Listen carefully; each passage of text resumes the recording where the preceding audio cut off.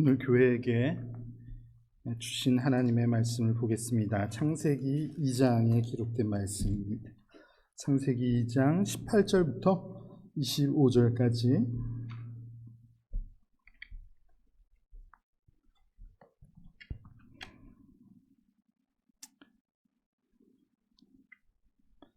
창세기 2장 18절부터 읽겠습니다.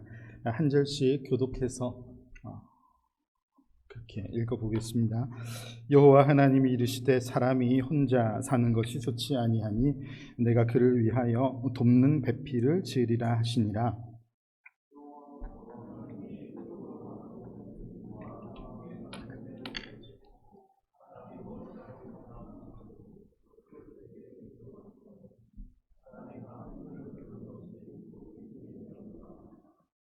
아담이 모든 가축과 공중의 새와 들의 모든 짐승에게 이름을 주니라. 아담이 돕는 배필이 없으므로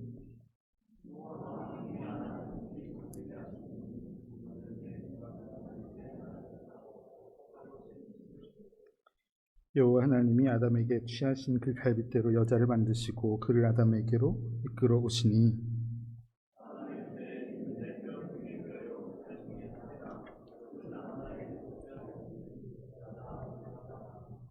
이러므로 남자가 부모를 떠나 그의 아내와 합하여 둘이 한 몸을 이룰지로다.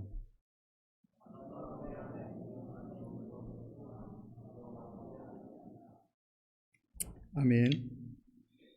5월은 좀 전에 기도하실 때도 표현하신 것처럼 우리는 가정의 달이라고 그렇게 표현합니다. 한국에는 어린이날, 또 어버이날, 내일이죠. 이렇게 가정을 좀 더 살필 수 있는 그런 날이죠. 가정의 달이 되면은 내가 어떤 가정에 속해 있기 때문에 감사하다, 그런 마음이 우리 안에 많이 있으면 참 좋겠습니다. 그렇지만 우리의 형편은 또 그렇지 않죠. 가정이 달이 되면은 마음이 더 아픈 그런 가정도 없지 않으실 것입니다. 누구나가 행복한 가정을 꿈꾸지만 세상이 마음대로 되지 않는 것이 형편이고, 5월에는 이 가정과 관계된 말씀을 준비하는데요. 이런저런 형편에 계신 그런 다양한 우리의 상황을 하나님께서 말씀으로 위로해 주시기를 기대합니다. 지난 주일 오후에 우리 청년들 봄학기가 이제 마무리되기 때문에 종강 모임을 가졌거든요. 모임 중에 제가 말씀을 간단히 전해야 했었는데, 그때 제가 그 주제로 잡은 것이 싱글 라이프라는 주제를 가지고 말씀을 전했습니다. 너무 짝이 없다고 외로워하지 말아라. 다 그런.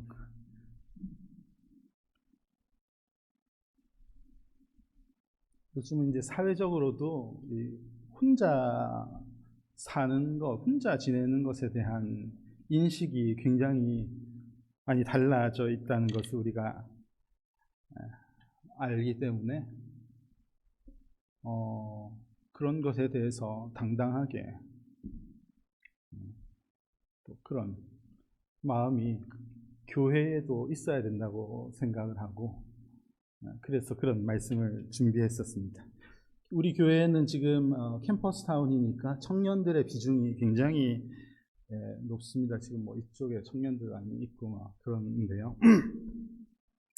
우리 청년들은 여기에 머무시는 분들이 다 이렇게 학업을 목표로 대부분 머물고 있기 때문에 어떤 목적을 가지고 열심히 살다가 예배하러 다 왔는데 교회 오면은 자꾸 결혼할 때가 된 거 아니에요? 이러면서 그 짝은 있느냐, 막 이런 식의 시선과 질문 이런 것이 별로 좋지가 않습니다.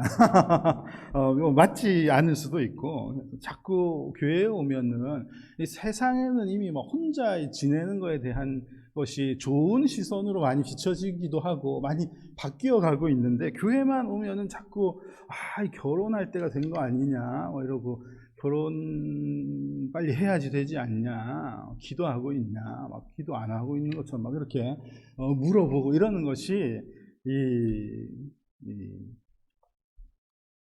좋지 않습니다. 제 생각에는 좋지 않고 굉장히 뒤떨어진 행동이 아닌가.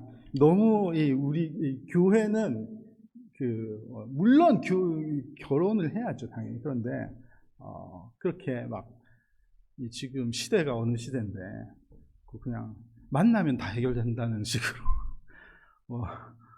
그렇게 막 짝을 자꾸 지어주려고 하는 그런 모습, 이것이 결코 좋지 않다.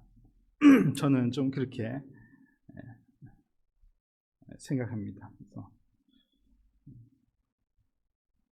일찍 결혼하면은 되게 무슨 복을 받은 것처럼 그렇게 결혼 정년기가 됐는데 공부하고 있고 아직 교제한 사람이 없으면 약간 안타까운 눈빛으로, 이것은 굉장히 바르지 않은 교회의 태도입니다. 아시겠죠? 그래서 더 격려하고 좋은 때가 되어서 좋은 짝을 찾을 수 있도록 결혼을 잘 준비할 수 있게 그렇게 시선으로 바라보는 것이 필요하죠. 왜냐하면은 결혼을 해도 행복하지 않은 사람들이 너무 많기 때문에 그래요. 결혼을 한다고 다 행복하지 않잖아요. 지금 약간 고개 끄덕거리려고 하다가 지금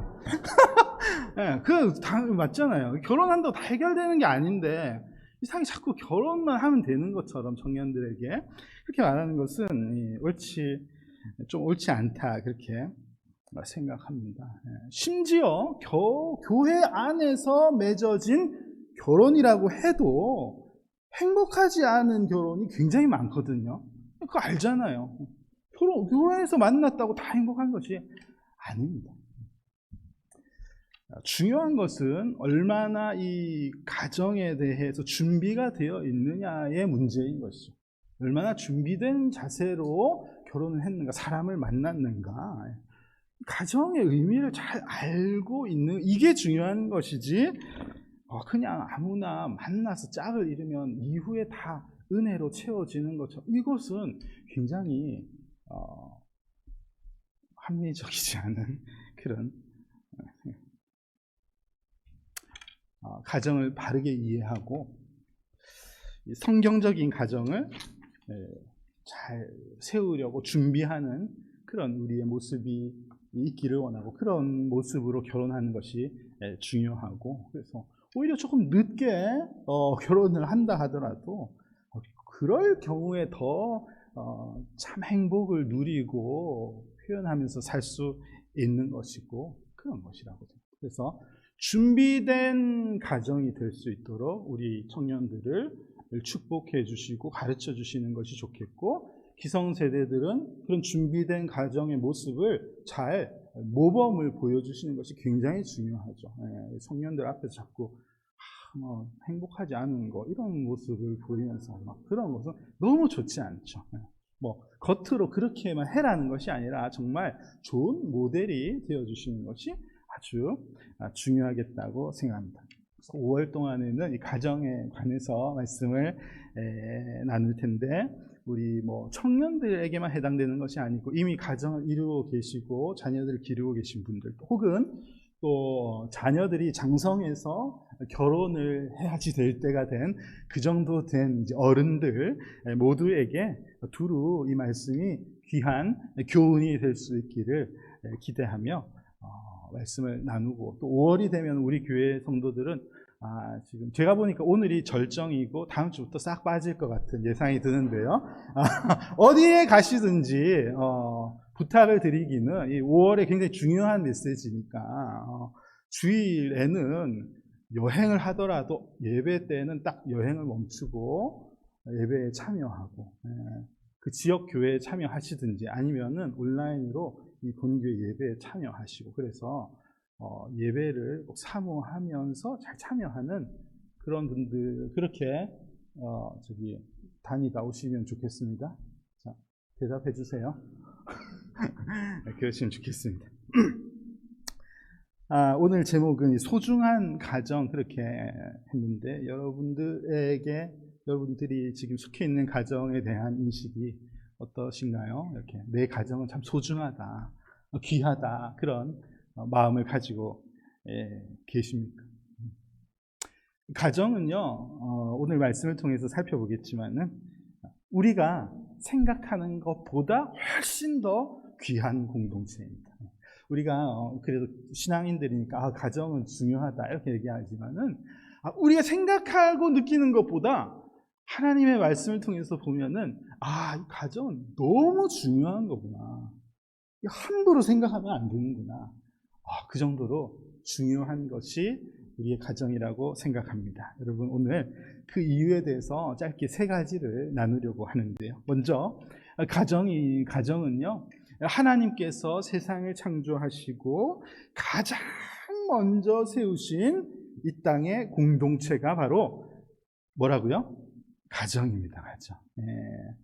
오늘 그 공동체가 만들어지는 현장을 우리가 창세기 2장의 본문 말씀으로 읽은 것이죠. 여호와 하나님이 이르시되 사람이 혼자 사는 것이 좋지 아니하니 내가 그를 위하여 돕는 배필을 지으리라. 하나님이 그렇게 표현하신 것입니다. 하나님께서 아담을 창조하셨는데 아담을 창조하신 후에 이 아담을 보시고는 하나님의 표현이 뭐냐 하면은 It is not good. 안 좋다 이렇게 표현하셨습니다. 희한하죠. 하나님이 만들어 놓고 하나님이 안 좋다 그렇게 말했습니다. 이 말씀은 아담 자체가 안 좋게 지어졌다는 말씀은 아니에요. 하나님이 완전하지 않은 형상으로 사람을 창조하셨다 그런 뜻이 아니라 사람의 창조된 원래 목적인 하나님을 예배하는 것, 하나님께 영광을 돌리기에는 이 혼자는 안 좋구나. 뭔가 이 업그레이드된 버전이 필요하다. 하나님 그렇게 보신 거예요. 그래서 혼자 있는 것은 좋지 않다. 그렇게 판단하시는 내용이 여기에 나오고 있습니다. 그래서 만드신 것이 가정이 가정. 그런 의미에서 오늘 본문은 진짜 인류 역사상 최초의 결혼식 장면을 기록해 놓은 것이다. 그렇게 볼 수도 있겠습니다. 여자를 창조하신 하나님께서 여자를 남자에게 이끌어 주시죠. 마치 신부가 아버지의 손을 잡고 등장하는 것처럼 이 아담에게 이끌려오는 그 장면이 나오고 있습니다. 남자가 여자를 맞이하며 이는 내 뼈 중에 뼈고 살 중에 살이다. 사랑을 고백하고 있습니다. 결혼식입니다. 최초의 주례사가 저는 24절 말씀이다 그렇게 생각해요. 하나님께서 이 결혼에 대해서 권면하시는데 뭐라고 하셨습니까? 이러므로 남자가 부모를 떠나 그의 아내와 합하여 둘이 한 몸을 이룰지로다. 이것이 최초의 결혼을 위한 권면의 말씀이다. 그렇게 생각하니 모든 가정은 이 말씀을 꼭 기억해야지 되겠습니다.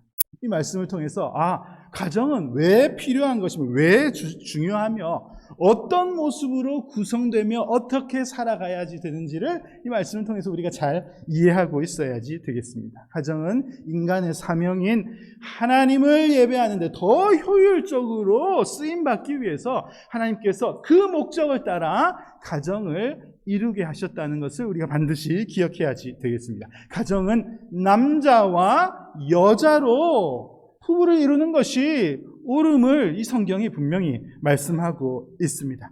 부모를 떠나서 한 몸을 이루어야지 된다. 이 말씀을 통해서 그동안은 부모의 사랑을 받으면서 자라온 그런 남과 여가 이제는 그 받은 사랑을 상대에게 주면서 한 몸을 이루면서 사는 것.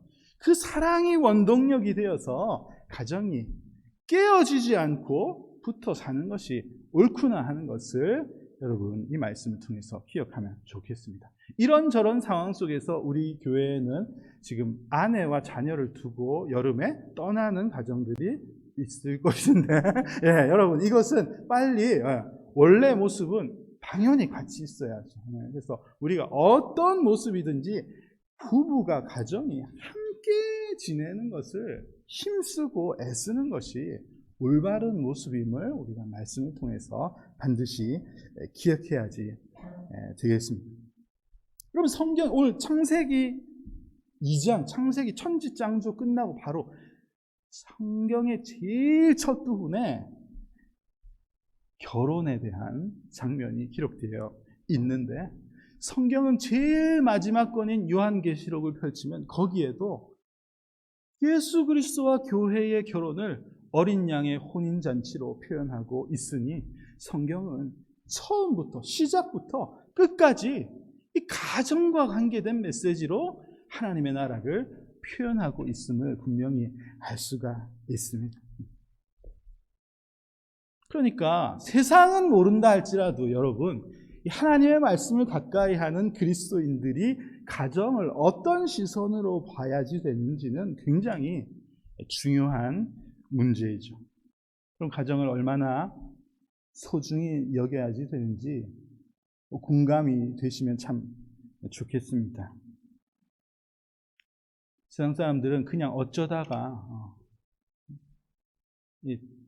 혼자보다는 협력해서 둘이 사는 것이 경제적으로 낫고 효율적이고 그런 거 다 따졌어. 그래서 경제적으로 안 낫다고 결혼을 안 하는 것 아닙니까? 그런 식의 해석들. 그러나 이 가정이라는 것은 그렇게 세워진 것이 아니구나. 그런 게 아니었구나 하는 것을 그리스도인들이 알면 좋겠습니다. 하나님으로부터 나온 것이 결혼이고 가정이니 우리가 이 모습을 통해서 하나님께 영광을 돌릴 수 있도록 하나님 앞에 서 있는 가정이 될 수 있도록 더 진지하게, 더 아름답게, 더 최고의 것이 될 수 있도록 잘 준비하고 세워나가는 것이 가정이 되어야지 되겠습니다. 여러분들의 가정을 아주 소중하게 바라볼 수 있는 그런 인식이 우리에게 있기를 간절히 소망합니다. 두 번째 이유를 말씀드릴까요? 가정은요 하나님의 형상과 매우 관계가 되어 있기 때문에 이 가정은 굉장히 중요한 것이다. 그렇게 말씀을 드리겠습니다. 여러분 창세기 1장 27절과 28절 말씀을 보시겠습니까? 27절 읽어볼까요? 하나님이 자기 형상 곧 하나님의 형상대로 사람을 창조하시되 남자와 여자를 창조하셨다. 27절 말씀만 읽으면은 하나님의 형상대로 그냥 사람을 만드신 것에 대해서 말씀하시는 것 같습니다. 맞죠? 틀리지 않습니다. 우리 인간에게는 하나님의 형상이 담겨져 있는 것이죠. 그러나 이 말씀은 28절과 함께 읽으면은 이 하나님의 형상대로 창조하셨다는 것은 남자와 여자로 이루어진 이 가정을 말씀하시는 것이구나 하는 것을 이해할 수가 있겠습니다. 28절에 보면은 그 가정에게 복을 주시고 사명을 주시는 내용이 나와 있기 때문이죠. 하나님이 그들에게 복을 주시며 하나님이 그들에게 이르시되 생육하고 번성하여 땅에 충만하고 그들에게 가정에게 하나님의 형상을 본따서 만든 가정에게 이런 사명을 주셨다. 복을 주셨다. 그렇게 말씀을 하고 있습니다. 남자와 여자로 이루어진 이 부부 관계, 이 가정을 통해서 이루어진 이 가정은 무엇을 담고 있다고요? 하나님의 형상을 담고 있습니다. 하나님의 형상. 하나님은 눈에 보이시는 분이십니까? 하나님은 영이시기 때문에 보이지 아니하십니다. 하나님의 형상이라는 것은 어떤 보이는 형태를 따라서 만드셨다는 것이 아니라 하나님이 존재하시는 방식대로 가정을 만드셨다. 우리가 그렇게 이해하는 것이 옳습니다. 하나님이 존재하시는 방식, 하나님이 존재하시는 그 스타일대로 가정을 만드실 때 그 모양을 본따서 가정을 만드셨다는 말이에요. 자, 그러면은 하나님의 형상이 뭔가, 하나님의 형상이 뭔데 그 모양을 본따서 가정을 만들었다고 그렇게 말씀하시는 것인가? 여러분, 하나님의 형상이라는 것은 뭐죠? 하나님이 어떤 방식으로 존재하십니까? 하나님은 삼위일체로 존재하십니다. 트리니티가. 들어보셨죠? 네, 하나님은 삼위일체, 분명히 한 분이시지만 세 분의 모습으로 존재하신다는 것이 성경을 통해 사람이 표현한 하나님의 형상의 모습, 그것을 표현한 표현입니다. 우리는 하나님이 분명히 한 분이신 것을 믿어요. 그러나 하나님은 성부, 성자, 성령 세 격으로 존재하신다. 이것이 신비로운 하나님의 존재하시는 스타일의 내용입니다. 하나님은 분명히 한 하나님이신데 세 분의 인격으로 계신다. 이것이 우리의 고백의 내용이고, 이것은 갑자기 우리끼리 만들어낸 것이 아니라 신앙의 먼 선배들이 이것에 대해서 확정하고 교회는 이 믿음을 지켜야 된다, 그렇게 고백하고 있습니다. 우리가 고백하는 소요리 문답 5문에 보면요, 이렇게 질문하죠. 하나님 한 분 외에 다른 하나님이 더 계신가요? 아니요, 오직 하나님은 한 분만 계십니다. 그렇게 설명합니다. 6문에서 하나님의 신격에는 몇 위가 계신가요? 바로 이 부분이죠. 하나님은 한 분이시지만 하나님의 신격에는 성부, 성자, 성령 3위가 계십니다. 이 3위 하나님은 하나님이시고 본질이 동등하시다. 권능과 영광을 받는 모든 것이 본질적으로 동등하시다. 그렇게 말씀하시는 이 내용이 우리 신앙의 아주 핵심적인 고백의 내용입니다. 성경은 그러면서 이 하나님의 존재하시는 방식을 따라서 하나님께서 가정을 만드셨다, 그렇게 성경이 알려주고 있다는 말이에요. 가정은 그런 모습이 담겨져 있는 것이구나. 브루스 웨어라는 신학 박사님이 이 하나님이 존재하시는 트리니티에 대해서 설명하기를 이 하나님의 형상을 동등됨과 구별됨으로 표현할 수 있다, 그렇게 표현했습니다. Equality and differentiation. 동등함과 구별됨. 하나님은 조금 전에 육문에서 표현한 것처럼 본질적으로 그 힘과 능력에 있어서 차별이 없으시다 말입니다. 성부, 성자, 성령님이 누가 더 세고 누가 더 약하고 그렇지 아니하시다. 동등한 본질을 가지고 계신다. 그런데 세 인격의 하나님은 각각의 사역을 하고 계신다. 구별된 사역을 하신다. 이렇게 삼위일체의 하나님을 표현했습니다. 이 형상이 창조된 가정에 스며져 있다는 말입니다. 스며져 있어야 된다는 말이죠. 그렇게 만드셨으니까. 여러분, 남편과 아내와 자녀가 인격적으로 동등합니다. 하나님 앞에서 똑같은 가치를 가지고 있어요. 아버지라고 막 억압하고 아버지가 더 세, 너희는 조용히 해, 이런 것은 그리스도인의 가정이 되었습니다. 이런 모습은 아니란 말이에요. 똑같은 하나님 앞에서 존중되는 가치를 가지고 있는 것이 마땅하다. 이게 하나님께서 동등된 본질을 가지고 계신 모습과 같은 것이죠. 그런데 아버지는 아버지로서, 어머니는 어머니로서, 아들은 아들로서, 며느리는 며느리로서 이 각자의 해야지 되는 역할이 있는 거예요. 그것이 온전히 바르게 수행될 때 이 가정이 아름다운 모습으로 세워져 간다는 거예요. 이것은 분명히 남녀가 동등한데, 동등하죠. 하나님 앞에서 귀하고 가치 있는 거 동의합니다. 그러나 우리가 각자 해야지 되는 역할이 있는 거예요. 아버지가 믿음의 리더로서의 보여줘야지 될 가치가, 그 역할이 있는 것입니다. 자녀는 그 말을 순종하면서 배워가는 그 역할을 잘 감당해야지 되는 것이죠. 이게 하나님의 형상으로 창조된 가정의 모습, 하나님의 형상이 심어져 있는 가정의 모습이라는 거죠. 중요하죠. 그리스도인의 가정을 함부로 생각하면 안 됩니다. 아버지는 아버지의 역할을, 다 각자에게 주신 역할을 잘 감당하는 것을 통해서, 우리의 모습을 통해서 하나님의 모습이 이런 모습임을 가정이 보여주는 것이 마땅한 모습입니다.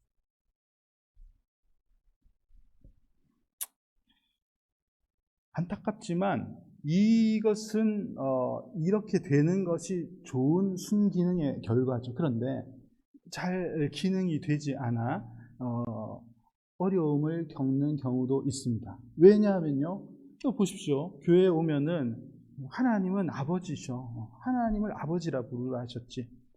내 가정에서 아버지는 하나도 인자하지도 않고 너무 폭력적이고 이런 가정에서 자란 아이들이 하나님을 아버지로 고백하는 것이 너무 어려운 것이죠.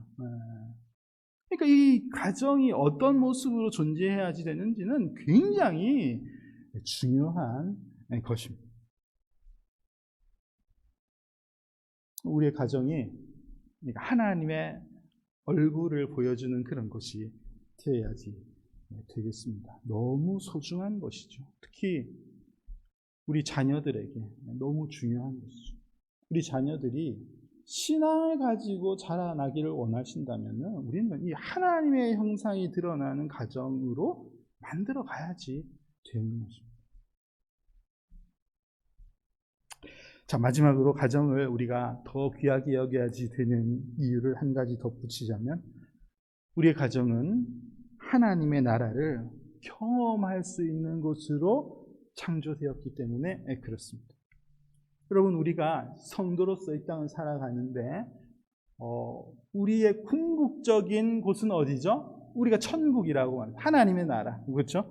우리는 하나님의 나라에 이를 때까지 이 땅을 성실하게 살아가야지 됩니다. 그런데 우리 성도들에게 하나님의 나라는 어떤 곳이야 라는 것을 약간 맛볼 수 있도록 세상에 세워주신 두 가지 기관이 있어요. 이게 바로, 하나는 가정이고, 제일 첫 번째 창조는 가정이고, 두 번째는 신약 시대에 최초로 세우신 교회입니다.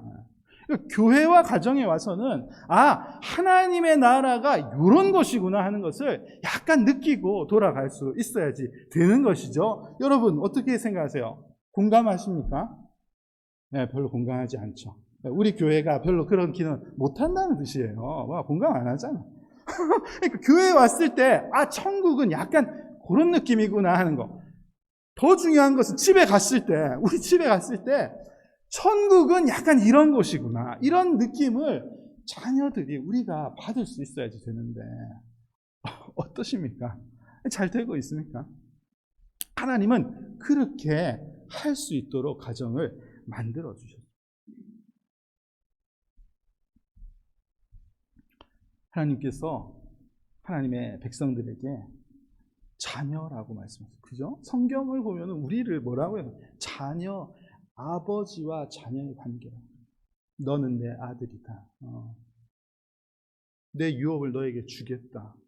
주의 나라를 주겠다. 상속자. 이런 관계로 표현하고 있죠.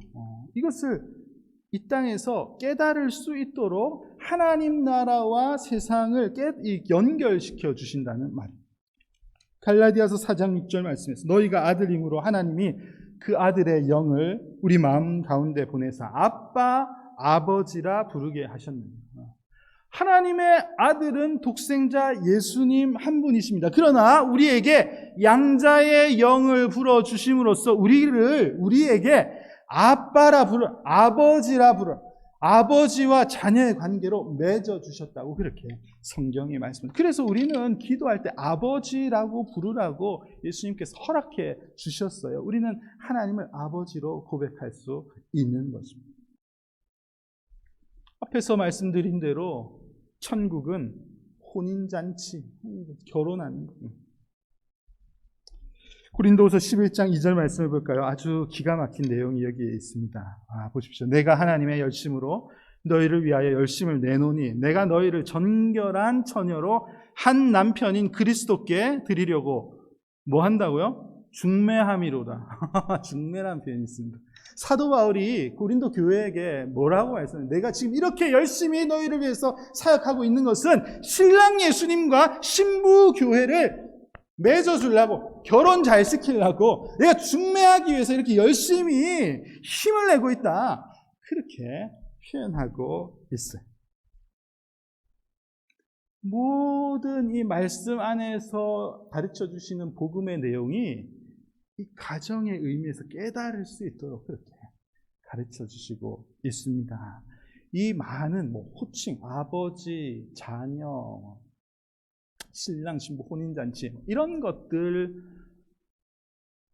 빼고서라도요, 저는 그렇게 생각해요. 이걸 빼고서라도 우리가 하나님의 은혜, 하나님의 사랑을 아주 절실하게 깨달을 수 있도록 하나님께서 은혜의 시간을 우리에게 주신다고 생각하는데, 그게 제가 보니까 이게 가장 중요한 것이라고 생각해요.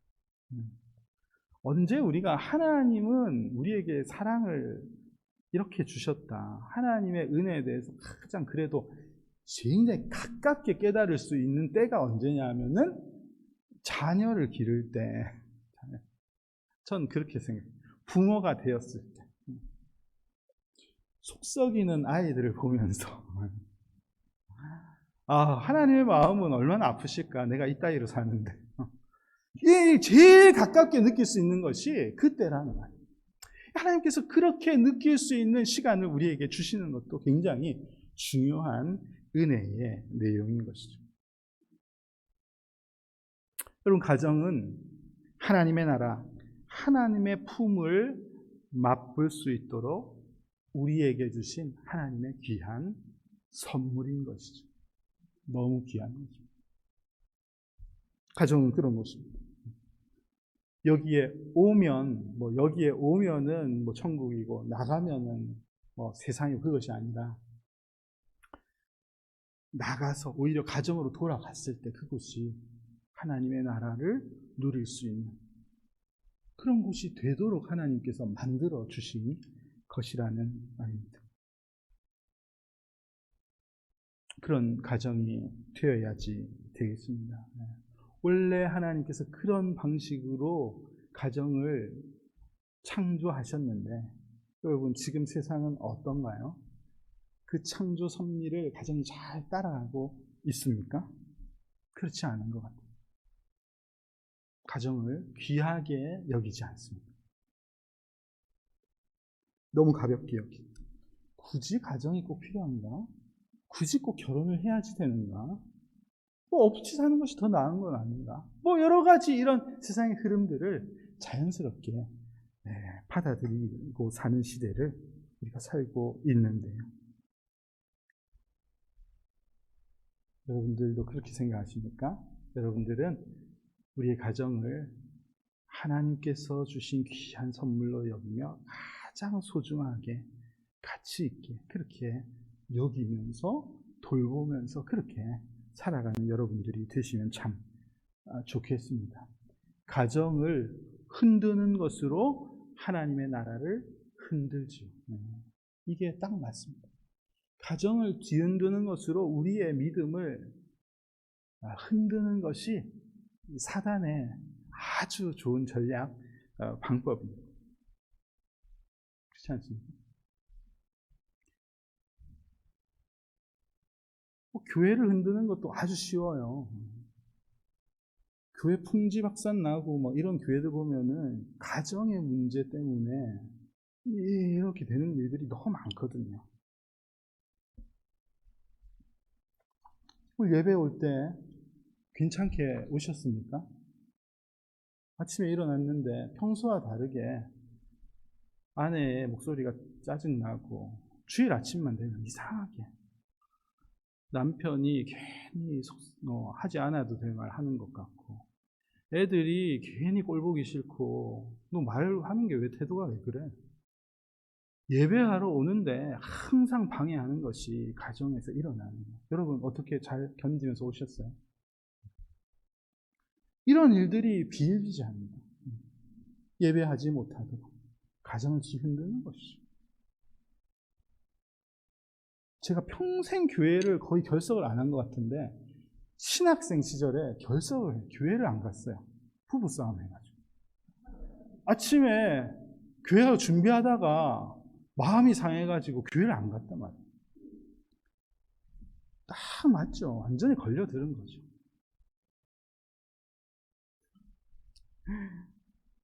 여러분들은 오늘 어떻게 잘 예배하러 오셨는데, 여러분 오늘부터 시작되는 한 주 동안 또 우리가 새로운 한 주를 살게 될 것인데, 오늘 귀한 말씀을 기억하면서 우리의 가정이 천국과 같은 곳이 될 수 있도록, 하나님 나라의 맛을 가정에서 볼 수 있도록, 그런 현장이 될 수 있도록 더 노력하면 좋겠고, 또 하나님께서 여러분들의 가정에게 그런 복을 주시기를 간절히 소망합니다. 특별히 우리 교회에 이제 결혼을 앞두고 있는 우리 청년들, 결혼해야 할 청년들, 또 갓 신혼을 생활을 하고 있는 가정들, 이렇게 세워져 가는 그런 가정들이 많이 있는데요.